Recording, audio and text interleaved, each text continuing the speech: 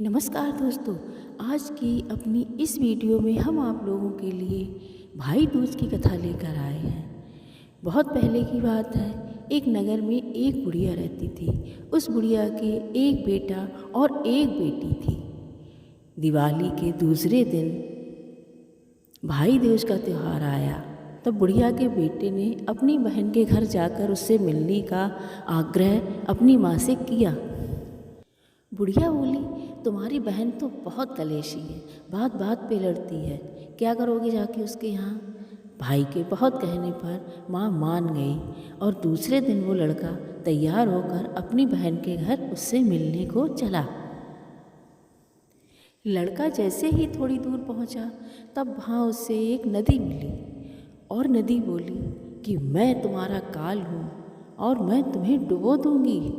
लड़के ने कहा कि मैं बहुत वर्षों के बाद अपनी बहन से मिलने जा रहा हूँ, मुझे उससे मिल लेने दो, जब मैं वापस आऊँ तब तुम मुझे डुबो देना। लड़के की बात सुनकर नदी ने उसकी बात मान ली।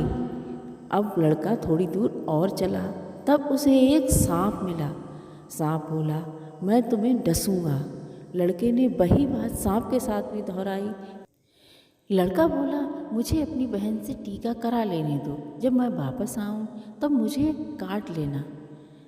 यह सुनकर सांप ने भी उसकी बात मान ली। अब लड़का आगे चला। थोड़ी दूर और चलते ही उसे एक शेर मिला। शेर बोला कि मैं तुम्हें खाऊंगा। लड़के ने कहा कि आज मुझे मत खाओ, आज मुझे अपनी बहन से मिल लेने दो, जब मैं वापस आऊँ तब तुम मुझे खा लेना। लड़के की बात शेर ने भी मान ली।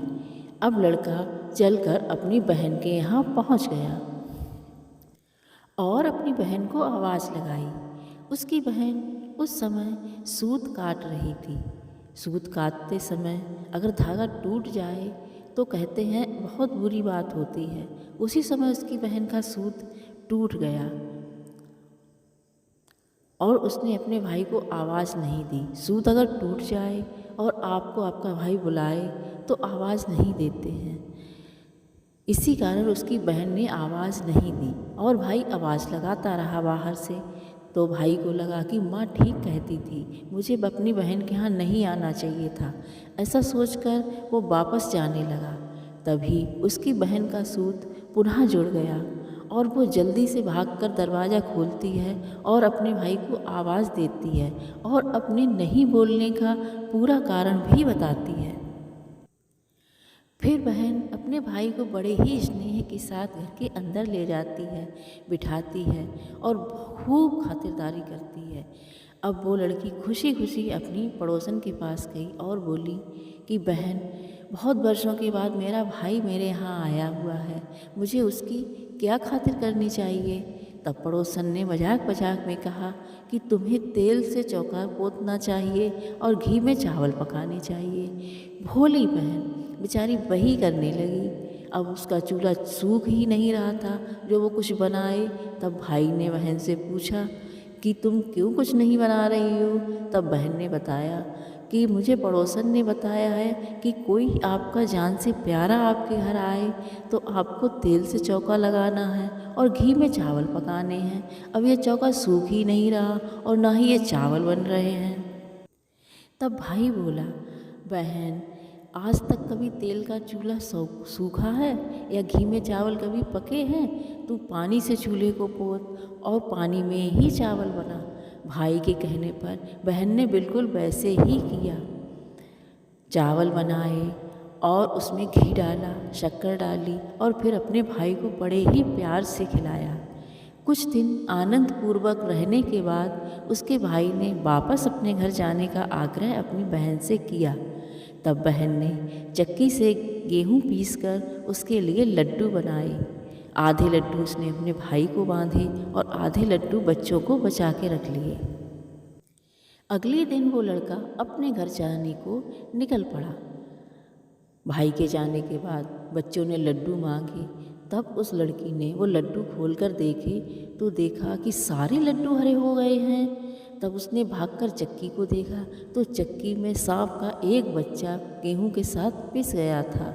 अब बहन वहाँ से दौड़ी और दौड़ते दौड़ते अपने भाई के पास पहुंची और बोली कि मैंने तुझे जो लड्डू बांधे थे वो लड्डू कहाँ हैं। तब भाई बोला, मैंने तेरे लड्डू अभी नहीं खाए हैं, वो देख पेड़ पे टंगे हैं। यह देखकर बहन ने वो लड्डू उतारे और ज़मीन में गड्ढा करके उसमें गाड़ दिए और अपने ऐसे करने के पीछे की पूरी कहानी अपने भाई को बता दी।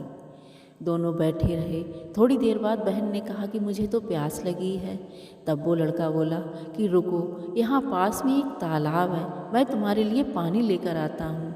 तब लड़की बोली, नहीं, मैं खुद जाकर पानी पी आती हूँ। लड़की तालाब पे पहुँची तो देखा वहाँ एक बुढ़िया बैठी हुई है। लड़की ने कहा, बूढ़ी अम्मा, आप यहाँ क्यों बैठी हो। तब बुढ़िया बोली, मैं विधाता हूँ और एक भाई की बाट जोह रही हूँ। लड़की बोली, माँ, किसका भाई है वो। तब बुढ़िया ने कहा, है एक बहन जिसने अपने भाई के प्रेम में पड़कर सांप के बच्चे की हत्या कर दी। लड़की को समझते देर नहीं लगी कि अरे ये तो मेरा ही भाई है। तब उसने उस बुढ़िया से हाथ जोड़कर पूछा कि हे विधाता, मुझे बताओ कि मैं अपने भाई को कैसे बचा सकती हूँ। तब बुढ़िया ने उसे बताया कि तुम अपने भाई के 7 घात बचाओ और उसके साथ उसके घर जाओ। जब तक उसकी शादी ना हो जाए तब तक तुम वहीं रहना और अपने भाई को खूब गालियाँ देना। लड़की वापस अपने भाई के पास आई और बोली, भाई, मैं तुम्हें घर तक छोड़ने चलूँगी, लेकिन उससे पहले आप थोड़ी देर रुको। लड़की अपने घर वापस गई और जब लौटी तो उसके हाथ में एक थाली थी। उस थाली में मांस, एक प्याले में दूध और एक लाल चुनरी रखी हुई थी।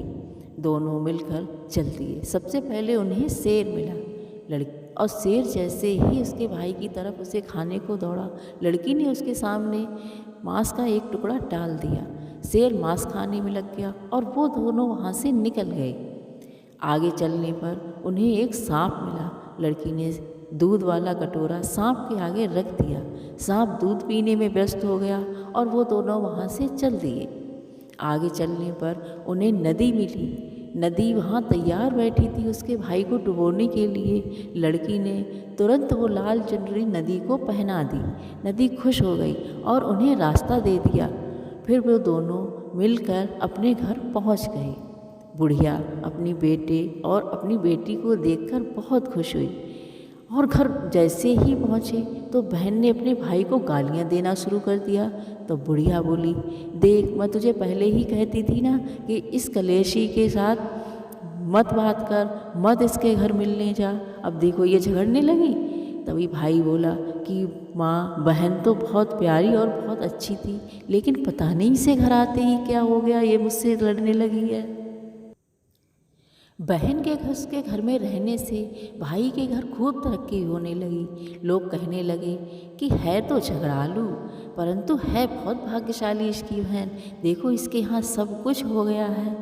कुछ दिनों बाद लड़के के शादी वाले आए। तब बहन ने कहा कि इसकी शादी करने से पहले मेरी करो, और खूब सारी लड़ाइयाँ और गालियाँ देने लगी। लड़की जैसा जैसा कहती सब उसकी बात मानकर उसे पागल समझकर वैसा ही कर देती। लड़के की शादी वाले दिन निकासी का समय आया तो लड़की ने कहा, इसकी निकासी क्या कराते हो, पहले मेरी निकासी कराओ और इसे घर के पीछे वाले गेट से ले जाओ। सबने उसकी बात मान ली।